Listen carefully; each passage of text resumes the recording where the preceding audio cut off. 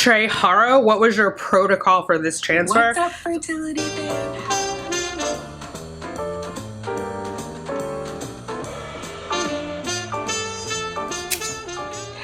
Let's get these babies, ladies. All right, let's go. What's up, fertility fam? How are you? Let's get into our Q&A. I asked you to ask me questions on the community tab and on Instagram, and you guys delivered. So let's get into the first trimester questions. I've been following you. This is Marisol. I've been following you for such a long time.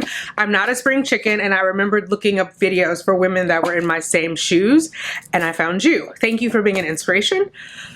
Thank you for allowing me to be an inspiration. I have a question. I know they have you taking an aspirin. What is it for? For how long do you have to take it? So I'm taking a low dose aspirin, 81 milligrams. I'm going to take it throughout my entire pregnancy. And the idea behind it is a blood thinner, and it is meant to reduce the likelihood of blood clots. And that reduces the likelihood of DVT, what is it, deep vein thrombosis. I don't know why I can't catch my breath. And also, it's meant to decrease the likelihood of preeclampsia. Miss Lady J, will you follow the same regimen for the next round, or do you think you'll change something up even though this one worked? I don't know. I don't know what I'll follow. We'll have to do tests and see where my body is, and so it really will depend on what happens with my body, right? The meds that they gave me from the reproductive immunologist were all based on what was happening. I mean, and to be fair, reproductive endocrinologist too, because my ERA was based on, my progesterone timing was based on an ERA. So we would have to retest all that and see kind of where my body is. What would you suggest if your doctor doesn't want to work with an immunologist? I would say, well, a reproductive immunologist. I would say get a new doctor, assuming you're talking about your reproductive endocrinologist not wanting to work with the reproductive immunologist. I would get a new doctor. Most reproductive immunologists will also do your transfer. So if you don't have a doctor you're satisfied with, look for a really good reproductive immunologist and then have them do your entire treatment. That would be my recommendation if it were me. Rose said, many of us began following you because of your TTC journey. Will your content change after baby is here? Will you do both? Just curious. So content will not change after baby is here. And honestly, I wasn't sure if I was even going to post about the pregnancy on this channel, but I did a live at one point and I asked that because I did not want to offend anybody who was still in their waiting period by parading my bump around. I was very cognizant of how I felt when I was still trying. And so I wanted to be mindful of that, and everyone said they wanted to see it because they felt like that was inspiring. So that is why the bump dates are on this channel, but I have a whole second channel, so anything baby related once baby is here will be over on the other channel. And this, I wouldn't say my channel is 100% like that. Simply Tanika channel is 100% TTC. It's really about women and advocacy for women's reproductive health, whether that be knowledge, information, just sheer determination, legislation, like lobbying for different things. So it will continue to be that. I feel like through knowledge, we earn power and we're powerful together. And so we'll continue to talk about things about our reproductive health, how to advocate for ourselves with medical professionals, how to advocate for ourselves with our representatives, whether that be at the state, local, state, or federal level, of things that we need for reproductive health, right? So things like fertility, paying for fertility treatments, access to healthcare. We'll still talk about those things. Headlines and hoo-has is one way that I talk about that, which I'm going to make it into a podcast. I just haven't had time. We'll still continue to talk about those things and different hacks. Like I have things on here like, how to use ovulation test, how to read, when to start with the early pregnancy test, and those things. I'll continue to make that kind of content over here. And of course, I will continue to root for and cheer on people who are still in the trying phase and be an advocate for them and offer up any information that I can. Quest for it. Thanks for sharing your journey. I cannot get enough of your videos. In addition to the lidocaine patches and ice massage roller, what other tips, tricks, and helpful tools can you recommend for those about to begin transfer medication?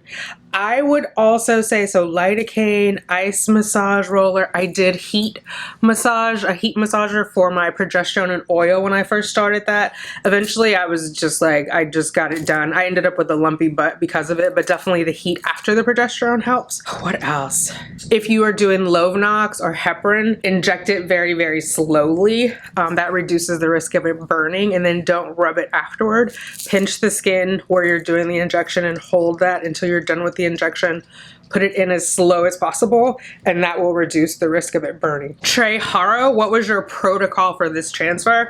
So I did a whole video about my protocol with the reproductive immunologist, so I will link it over here for you. I got a whole new protocol separate from the reproductive endocrinologist at Columbia. The only thing that changed with the reproductive endocrinologist is that we added the Lupron to that cycle, and then we did a whole workup with the reproductive immunologist, and there's a video with me and Dr. Thornton from Braverman talking about that protocol. I think it's Adare's friend zone. Hi Tanika, not sure if you're still accepting questions. Initially you weren't in favor of donor eggs. How did you reconcile your thoughts and moved toward acceptance? What was the turning point? I think this could help others who are struggling with accepting donor eggs as an option. It's beautiful to see that your body has accepted this little blessing. Congrats, and we would keep praying for you. I love watching your videos. You give me hope. Baby dust to all. Praying for your take-home baby. A win for you is a win for all of us who have been on this journey. Thank you. So I did a couple of videos. In fact, I think the trailer for the channel has my decision about donor eggs. At the end of the day, I mean, and I've said this throughout my journey, like there's always sort of a decision point, a decision tree where what will I regret? Will I regret it more if I do this, or will I regret more if I do that, or regret it less? Whatever language works best for you. And at the end of the day, I was not ready to walk away empty-handed without a baby. So if using donor eggs got me my take-home baby, that was the way it was going to be. I think it's a very personal decision. You know what your tolerance is and what you can accept. Like, I know in my heart, I could not be a good mother to an adopted child or to a foster child because of my own history and because there is rejection involved in that for that child. And so, like, I know that's not for me. So you have to know in your heart if it's something you're open to do a donor egg, donor sperm. I do honestly have to say it perplexes me though when a woman doesn't want to do it and they have a husband and it'll be their husband's child, because my only fear was that I wouldn't love the child, or I guess not the fear, the question was, would I love a child conceived from donor egg? And ultimately the answer is yes. So if a woman is married and is asking that question and it's your husband's sperm, like, wouldn't you love a child like this biologically related to your husband? Or does that make that woman feel inadequate? Or, you know, I don't know. And it's hard because the way donor eggs are marketed, the women are really sexualized, so it's clear that the man is meant to think about what it would be like to have that woman as a partner for the sake of brevity, I'll say it that way. You know, the women are in bikinis and it's very sexualized. They're very objectified, and so I think that can make it harder for like a married woman to decide to do that. But it's a personal choice for everyone, and so I am not here to like advocate one way or the other because you know your heart. But ultimately for me, the decision was, am I ready to walk away without a child? So that was it for me. Which donor egg bank did you choose from? Was Nicola. So I used... Hi there, this is editing me. And I realized I answered the wrong question for Nicola. I was looking at it as which sperm bank. I did not use an egg donor bank. I did fresh eggs, and I went through my reproductive endocrinologist's office. So I was at Columbia. Columbia coordinated for me. We had a live, I guess they're all alive. We had a donor that I was matched with, and it was a fresh donor cycle, and all of the eggs retrieved from that cycle were mine. I am J Preppy. How did you narrow down sperm donors? Not sure if you used one. Yes, I did. And ultimately it came down to appearance and physicality for me. I know I've seen some single mom by choice videos and they've talked about selecting their sperm donor and it being as if they were dating that person. I did not take that approach. For those of you who don't know, I'm bisexual. So I didn't take that approach for either donor, right? Like I wasn't physically attracted to the female donor. I wasn't physically attracted to the male donor. It really came down to appearance, physicality, and some likes. Like I wanted them to be creative, and both of them were creative, like to have that creative brain, because I have a creative brain. I don't get to express it as much as I would like to, at least not as I've gotten older. In my younger days, I was very much living in my creative world, in my creative realm. At the end of the day, I wanted a child that was going to look like me, so that that child did not have to go out into the world and explain why they didn't look like their mother, especially because I'm a single mom by choice. So that part was important to me. So my female donor looks like Serena Williams. My male donor looks like Jeffrey Dean Morgan. If I remember, I'll put pictures of them up here. And it felt like blended together, child would look similar to me. It didn't matter to me like if they hadn't graduated from university, because at the age that they were when they donated, when I was that age, I had not graduated from university. So I don't necessarily think that's indicative of your intelligence. Sometimes it's indicative of your socioeconomic status and other things going on. And so I graduated later. I graduated in my 30s, and I'm still paying for it. So it just is a matter of, you know, and I guess if you're in a place where university is free, that's a different thing. But so that wasn't as important to me. I know some people wanted not only for people to have gone to undergrad, but to also have gone to some graduate school. That wasn't important to me, because I do believe in nurture, and that I will be able to help the child develop intellectually, you know, barring any, well, actually, even if there's a developmental issue that they're born with, I still feel like I will be able to shepherd them through that bit of it. So I guess I don't really prescribe to the genetic transference of university degrees, if that makes sense. Gabriella Can, how are you feeling? How has it been finally moving out of the trying and hoping phase into enjoying the moment you're in right now? Does it feel surreal? This is Gigi on YouTube, by the way. Hope to be able to meet you and hang out in real life someday. I hope we get to hang out too, sis. I'm feeling great for the most part. Almost too good to be true, so I try to be careful of like, it's bad because I've had the 3 miscarriages, right? So it feels like I'm always waiting for the other shoe to drop. So I try not to gloat over how good I feel overall in the pregnancy. This is going even better than my pregnancy with Cheyenne, because I don't have all the acne and all the staring, and where people didn't know I was pregnant, but they knew I was changing and they were commenting on my physical changes. So I didn't have like any nausea. I didn't have any morning sickness. The only thing that's really kind of been a what is it called?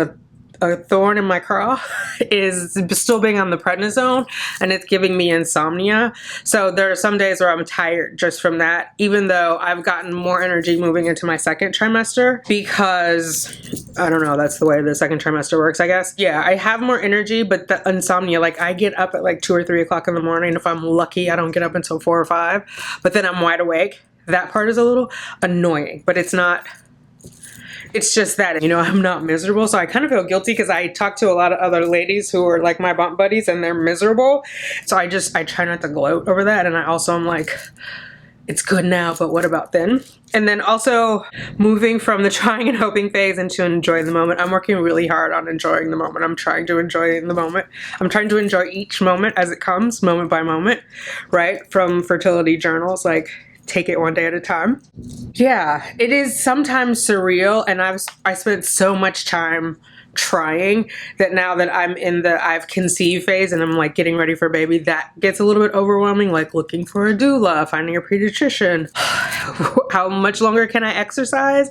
So just trying to get used to all of that, and even that's a temporary state, right? But now my life is definitely on the road to having changed forever. So like wrapping my head around all of that is pretty interesting. It does feel surreal. It definitely does feel surreal. There are moments in time where I just forget that I'm pregnant, you know what I mean? Which I don't know if that's a thing. I guess I don't, every moment of every waking day, I'm not like, I'm pregnant. So there are times where I'll like jump up and do something and then I'll feel like lightheaded and it's like, oh yeah, I'm pregnant. You know what I mean? But it's moving fast and moving slow, if that makes sense. Like I can't wait to meet the baby, but I'm also like, cook as long as you need to. So it definitely feels surreal. Even though it's what I hoped and prayed for, it definitely feels surreal. Bundle of patients. What did this doctor do different from the other docs you've seen? So I added a reproductive immunologist this time, and so we did a full immunology workup. And I have a video, I've referenced it before, so I don't think I can link it again, but it's the video with Dr. Thornton and I from Braverman Reproductive Immunology. And then Dr. McConnell added the Lupron. So those were my differences. What are some things you know now that you would have done differently in your IVF journey? That is a great question. One, I would have moved to IVF sooner. I would not have wasted time with IUI, knowing what I know now. Two, I would have done the ERA before I ever did my frozen embryo transfer. I would have asked to have a uterine biopsy just to test for anything, because we ended up testing that after I had the 4 failed transfers. Yeah, I think those 3 things are what I would do. Don't waste time with IUI. Or if you're in a situation where it possibly could be successful, I would say do no more than 3 IUIs. I understand that there are some insurance companies that require you to do 6, 3, 6, whatever. That wasn't my situation. I thought I was saving money, and it ended up costing me more money and time, which I couldn't get back, right? I've posted elsewhere, but have only just seen this now. Could you please do a list of bullet points of a top 5 things you do to get and remain pregnant? Example, ERA, aspirin. Can't wait to see this forthcoming Q&A. That's from Law. Girl, if I knew, I would write it down and we would all be rich. I don't think anybody can answer that. Top 5 things to get and remain pregnant. I think if one person knew that answer, they would be rich. You know, they would write a book. They would refer this to every patient if it were the same 5 things for everyone else. I would say for myself, what happened was seeing the immunologist, having the ERA, having the endometrial biopsy, and having the ultrasound that indicated that I might have adenomyosis, which is what led us to using the Lupron. That's not 5, but that is what worked for me specifically. I can't say for anyone else. Like, we're each different, just like we all don't use the same IVF protocol. I don't think there's a one-size-fits-all top 5 to get and remain pregnant. Angela Roxana B from Instagram. No question, just thinking of you and sending you continued blessings. Can't wait to see you on your channel. Thank you. I appreciate you. Zoe asks, will you have a midwife? No, I won't have a midwife because I'm high risk. I don't know if that's a New York thing or New York midwives thing or what that is, but I am not eligible for a midwife because I'm high risk. But I will have a doula. I'm gonna get to Sadie because Sadie had like 1, 2, 3, 4, 5, 6, 7, 8, 9 questions. So I'm gonna get to you, Sadie. Gardner LaRonda, are you still following anti-inflammatory protocol for your pregnancy? Yes, I am. I am currently weaning off of my anti-inflammatory, but I am still on it, and I still have the anti-inflammatory diet for the most part. I eat ice cream. But for the most part, that video will be up before this one. So I talk about it in my first MFM visit video, because the doctor and I review what the reproductive immunologist said about weaning me off of there. But as of this video, I'm sitting here, I'm 15 weeks, I'm still on the anti-inflammatory, and I expect to be on it till it's either 24 or 26 weeks. I can't remember off the top of my head, but until then, I'll be on there. Sadie McCoy, do you plan on having a C-section or will you labor and deliver vaginally? I plan on laboring and delivering vaginally without medication. I talk about this in my first MFM video as well. If I have to have a C-section to get me on the other side alive and baby Earthside, then so be it, but the plan is to do it unmedicated vaginal birth, which is what I did the first time. I wish I am. You mentioned that you are single. How are you feeling during pregnancy? Do you sometimes get lonely? And if so, how do you work through those feelings? I do not get lonely. And I don't think being single is what makes you lonely. There's a difference between being alone and being lonely. I enjoy my own company, so I'm never lonely. Do you feel like you are no longer part of the TTC community because you are now pregnant and your content will change? I still feel like I'm a part of the TTC community. Yeah, I do. Although I'm not actively trying to conceive, I have struggled with fertility issues and I have things to offer to the community.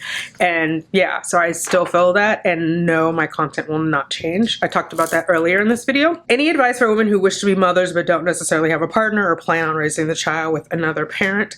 I don't have any advice for those women other than follow your heart, you know, follow your heart. Who will your audience be once you have the baby, since you will no longer be TTC? TTC. So I will still be TTC after I have the baby. I imagine that my audience will be the same audience. Not everyone here is TTC. There are some people on here who aren't. There are other things going on, like knowing how to track your ovulation that may or may not relate to TTC. So yeah, and then I'll have the baby in 2023, and then I will be TTC again in 2024. Do you plan on having any more children after this, whether it be another pregnancy or an adoption? So yes, I plan on trying IVF again in 2024. I do not plan on adoption. That is not my calling. How do you deal with the comments or questions regarding your choice to get pregnant at this age? It depends on what the comments are. I mean, I don't know why it's anyone's business, I guess. That would be my first response. Like, how does it impact you? How does it, why does it matter to you? So excited for your journey. I have a question you can disregard if you want. This is also shady. I mean, oh my God. Not shady, Freudian slip. This is Sadie. Sorry, Sadie. Oh, you know what? Some of this got cut off. I think it says, I want your journey and your reason for deciding to be a single mom. How do you plan on something child gets older? It cut off on the very edge. So many women choose to become mothers, I think, without involving another parent. So you should elaborate more on this part of your journey to something inspiration. I am not here to inspire people to be single parents. I think I come from a very unique perspective in that I've had a child and co-parented and decided it wasn't for me, and then decided to have a child as a single mother by choice. I believe everyone has to come to that conclusion on their own.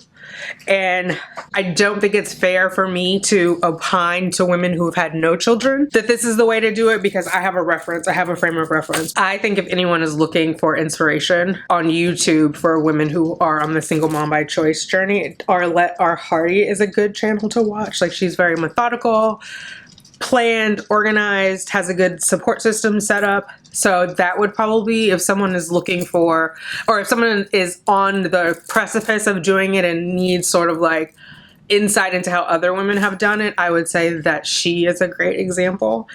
And Tanika TTC is also single mom by choice, who had only had children as a single mom. I think it is a little tainted to look at women who have had partners and co-parented and then decided to be single mom by choice. We're coming from a different perspective than someone who is just a single mom by choice. Because for me, first and foremost, I'm single by choice and I enjoy being single. Where I think there are instances where there are single moms by choice who are open to having a husband or having a partner and raising the child and co-parenting, whereas I have zero desire to co-parent. So just based on my own personal history. So yeah, there's plenty of inspiration for single moms by choice. It's not me. It's not me. My sort of goal was for women who were older. I think that's kind of my inspiration market, or women who have struggled for a long time with fertility, more so than the single part. I just happen to be single. You know what I mean? So, all right, those are the Q&As. This was fun. Let's do it again at the end of the second trimester and see what we come up with. Yeah. Thank you for watching. Thank you for your questions. Thank you for all the love. Mwah. Baby, that's to us all.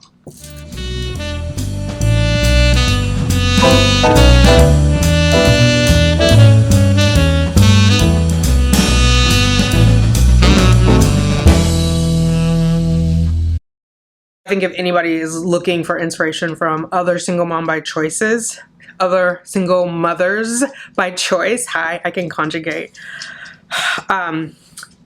sentences, but yeah.